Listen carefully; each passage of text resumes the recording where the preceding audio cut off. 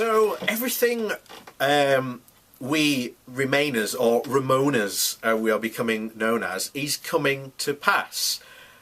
Our economy is literally staring down the barrel of a flushing toilet, and everything else, be it job security, workers' rights, all sorts of stuff, is at risk because we are stupidly going to leave the EU on nothing more than the zeitgeist that Europe is bad. Why is it bad? Europe is bad.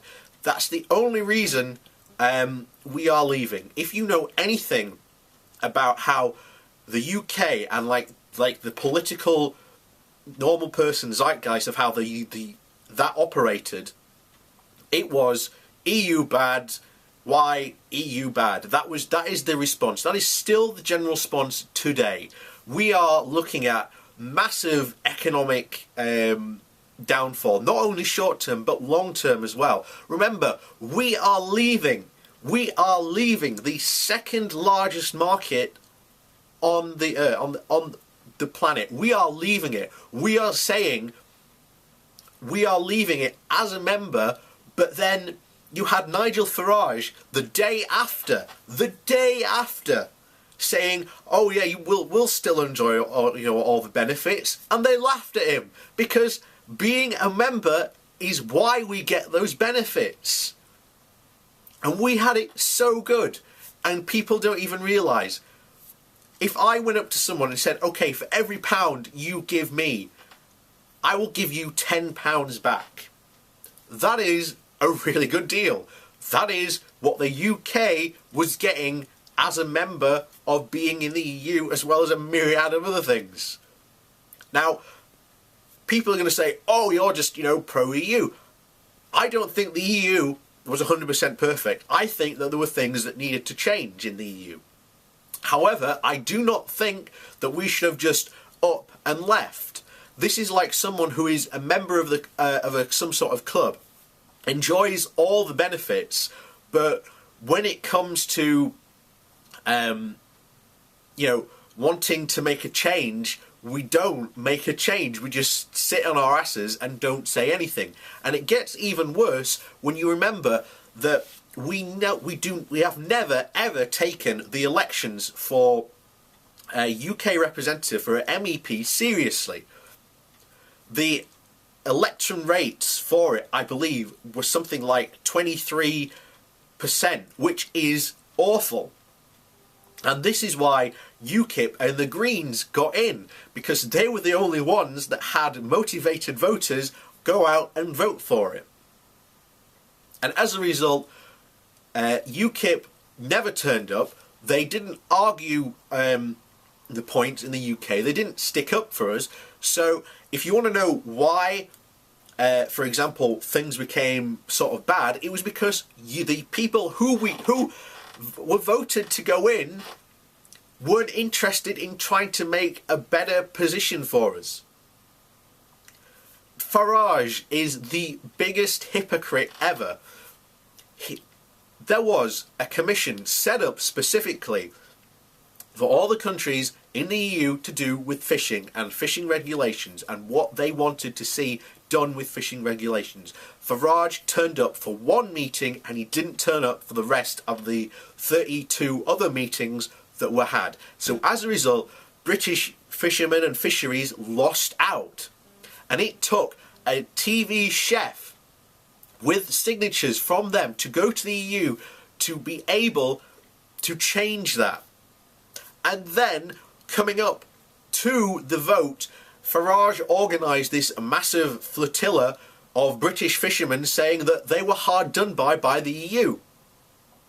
They were hard done by because the guy who had organised it had not gone to vote and be there and speak for their cause.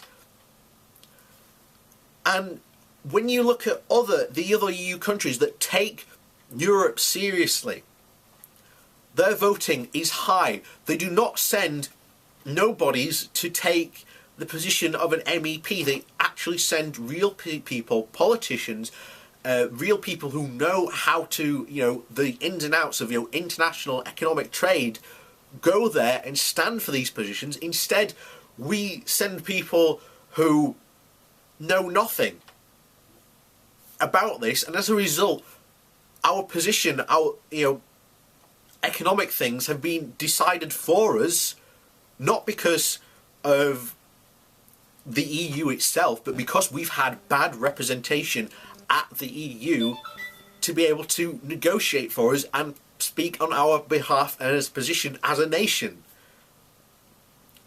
This is why the idea of us leaving the EU is ridiculous. It is going to be so bad economically for us, it's going to be ridiculous.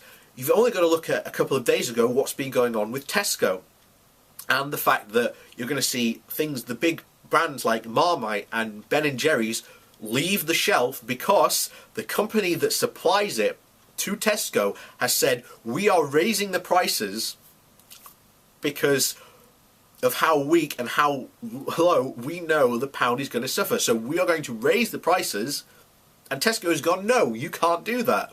And as a result, those things are now running out of the shelves. This will not be the first time this happens. And as a result, there are going to be other things. And the only thing that I've seen Brexiteers say that is a good thing that happened is, oh, we've got a weaker pound, this is good for exports. It is good short term. Long term, having a weaker pound is bad. It is incredibly bad, because as a nation, we import far more than we export. And this is going to damage our country so much, so bad, irrevocably. Do I want a second referendum? Yes, I would love a second referendum. I think it would be worth it, because if you are so confident, if you voted for Remain and you are so confident that there isn't going to be a mass reversal, so we say, because this is what they're afraid of. They are so afraid that there is going to be a mass reversal. This is why people are pushing at the moment for a hard Brexit, because people are seeing that voting leave was a bad idea. There is a new poll come out of the 23% of the people who didn't vote, who abstained from voting, and guess what? 23% say, yeah, Remain. And that number of people who are voting to Remain is growing. People are changing their minds. People who originally voted to leave are saying, okay, I would have rather voted Remain now. I do believe there should be another referendum. If people want it, we have no reason not to give it to them. That's a democracy. If you don't like it, tough. If you are saying if you're saying the exact same to me of, oh, we've had one, it doesn't matter, you lost, get over it. Well, if I want another election, I don't see another referendum. I don't see why I shouldn't get one when there is enough support for there to have another referendum. Then yes, I entirely think we should have another referendum, because there is enough support. There has already been shown to be enough support to get it. The reason why the people who voted to leave are afraid of this happening is because they know they would lose. They know that people, for once, actually starting to take the EU seriously. They are starting to see the damage long term this is going to cause for us. And that's not to mention of the number of British expats overseas who are actually saying, this is going to affect us really bad. We're going to have to come back to the UK. You're going to have to suffer a big influx of not immigrants, but actually people coming back to the UK because they've been booted out because of the ridiculousness of, Remain voters.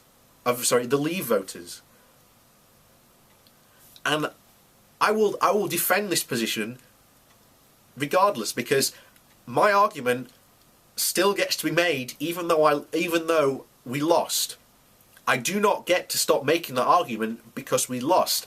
Time will prove me right, and every day so far has proven that Remain voters like me were right. This is going to harm us. This is going to harm us not in the short term but long term, and possibly even have unintended, conscious side effects.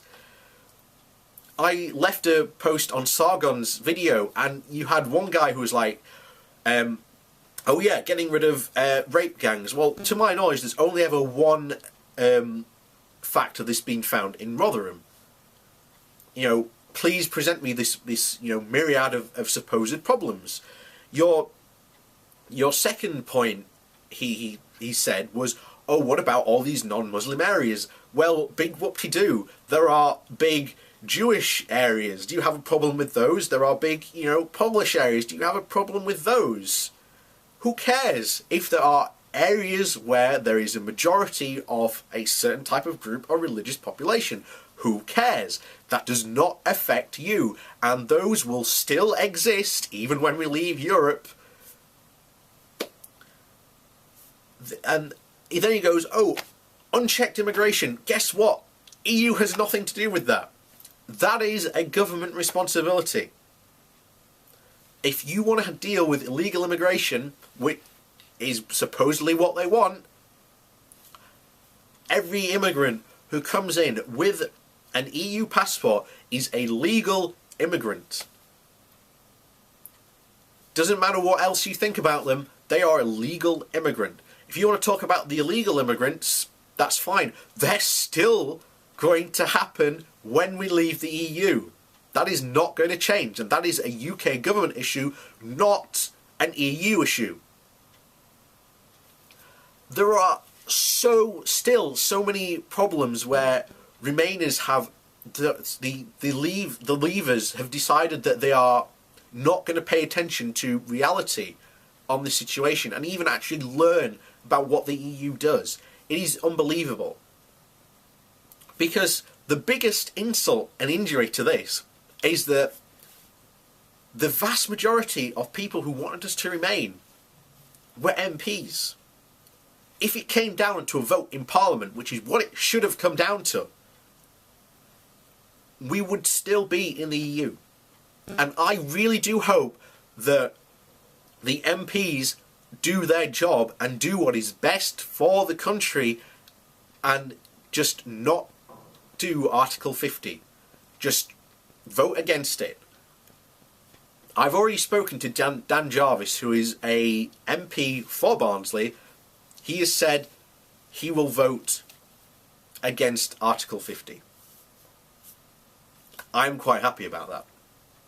And you should go, if you have changed your mind, if you are a Remainer, go to your MP and tell them remain in, because there is no good, solid or valid argument, I believe, to leave the EU. And if you want to debate me on this, I am more than welcome. I would love to have a debate with Sargon of Akkad, a Remainer, a Ramona versus a liberal leaver, shall we call them? I don't know what to call them. But I would love to sit down and generally have a talk with him. I will sit down with anyone who wants to have this talk. Because I don't see any good from us leaving the EU. So, let's have a debate. Let's have progress. Let's talk about this. Because I am very much of the opinion that remaining is the best idea. It is the best solution. And that as a country, what we need to do is we need to take the EU more seriously. Because in years' time, we will be shown how bad it is.